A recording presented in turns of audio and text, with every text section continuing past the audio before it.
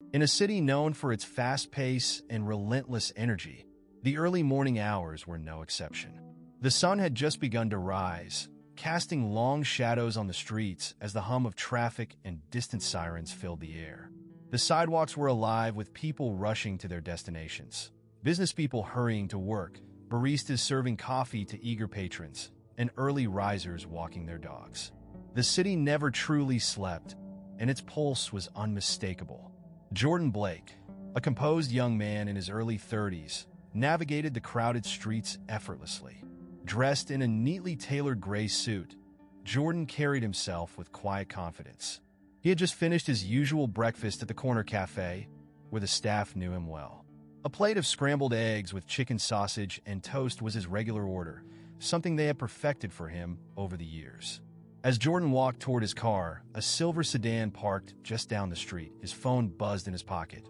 He smiled when he saw the text from his younger sister, reminding him of their family dinner later that evening. Family was his anchor, and he responded quickly, promising he wouldn't be late. Life felt peaceful in that moment, even amidst the city's hustle. Just as he unlocked his car, two police officers approached, Officer King and Officer West. Jordan instantly felt their presence. Even before he looked up, his father's lessons echoed in his mind. How to stay calm, collected, and avoid giving any reason for things to escalate.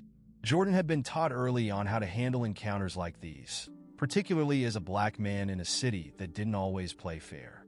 "Excuse me, sir," Officer King said sharply as the two neared him. King, the taller of the two, had a hard edge in his voice, while West, standing just behind him, kept his hand close to his holster. Jordan turned to face them, keeping his posture relaxed. "Yes, officers?" His voice was steady, though he could sense where this was heading. "ID," King demanded, his tone leaving no room for discussion. There was no explanation for why they were questioning him, and Jordan could feel the tension rising. Jordan's eyes narrowed slightly, though he remained respectful. "Can I ask why you need it?" he said, reaching slowly for his wallet. He knew he had the right to ask. After all, he hadn't done anything wrong. King smirked slightly. "Just show me your ID. Don't make this harder than it needs to be." Jordan handed over his license, watching as King glanced at it briefly. "What's your business in this neighborhood?" King asked, though it sounded more like an accusation than a question. "I'm on my way to work," Jordan replied, trying to keep the conversation calm. "Is there something I should be aware of?" "We've had reports of suspicious activity," King said, his gaze hardening. "You fit the description of someone we're looking for." Jordan's heart sank. He knew this routine all too well. A successful black man in a suit in a nice part of town. He must be up to no good, or so the narrative often went. Jordan took a deep breath. "Officers, I'm just here to pick up my car. I had breakfast nearby, and now I'm heading to work." "What kind of work?" West asked from behind, his voice dripping with skepticism. "I'm an attorney," Jordan said, meeting their eyes with confidence. "I've got a meeting in about an hour, so if there's nothing more, I'd like to be on my way." That statement seemed to catch both officers off guard for a split second. "A lawyer?" King muttered, clearly not expecting that. But he quickly regained his hard edge. "You hiding anything in that car of yours?" Jordan shook his head slowly. "There's nothing illegal in my car, officers. I'm just trying to get to work." King took a step forward, his body language aggressive. "Step away from the car," he ordered. Jordan hesitated, but then raised his hands in surrender. Without warning, King grabbed Jordan's arm, twisting it behind his back. The sudden force caused Jordan to wince, and within seconds, West joined in, pushing him face first onto the ground. "You're under arrest for resisting," King snapped as he tightened the handcuffs around Jordan's wrists. "What?" Jordan's voice strained with disbelief. "I didn't resist. I did everything you asked." But it didn't matter. The officers had made up their minds long before they approached him. Onlookers began to gather, their faces showing concern and disbelief. Mrs. Teresa Jones, who lived in a nearby apartment, had seen Jordan countless times.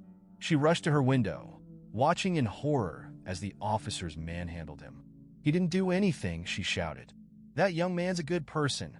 A couple walking their dog stopped, the man pulling out his phone to record the incident. "This isn't right," he said, shaking his head. "They've got nothing on him." Jordan, seeing the phone, held onto a sliver of hope that the footage might reveal the truth later. But for now, he was powerless. As he was shoved into the back of the squad car, the crowd's murmurs grew louder, but the officers ignored them, focused on their task. Inside the car, Jordan's mind raced. How had things spiraled so quickly? He knew one thing for sure: this was far from over. At the precinct, the environment shifted from the chaos of the streets to the cold, impersonal atmosphere of law enforcement. The fluorescent lights buzzed overhead as Jordan was led through the front doors. Officers moved about, paying little attention to him at first. Name? The officer behind the booking desk, an indifferent man named O'Brien, asked without looking up. "Jordan Blake," King answered for him.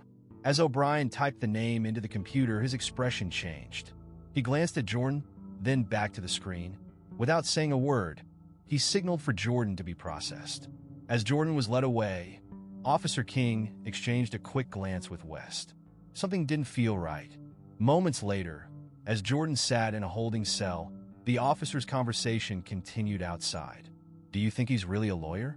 West asked, his voice full of doubt. "I don't know," King muttered, "but I have a bad feeling about this."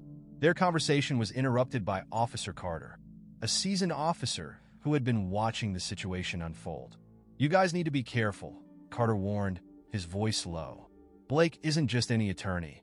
He's well known in legal circles. He's won some major civil rights cases." King's face paled slightly. "What?" "Yeah," Carter continued. "You better hope this doesn't blow up on you." King exchanged a nervous look with West, the gravity of their mistake slowly sinking in. As Jordan sat quietly in the holding cell, his mind raced through the events of the morning. Though he had experienced injustice before, this time felt different. He wasn't just another man wrongfully arrested. He was a symbol of how quickly things could go wrong, no matter one's status or position. The very system he had spent years defending in court had failed him today. In the main office, a sudden shift in the atmosphere made it clear that the officers were beginning to realize their mistake. Officer King, now visibly uneasy, paced back and forth while Officer Carter spoke to the sergeant, explaining exactly who they had brought in.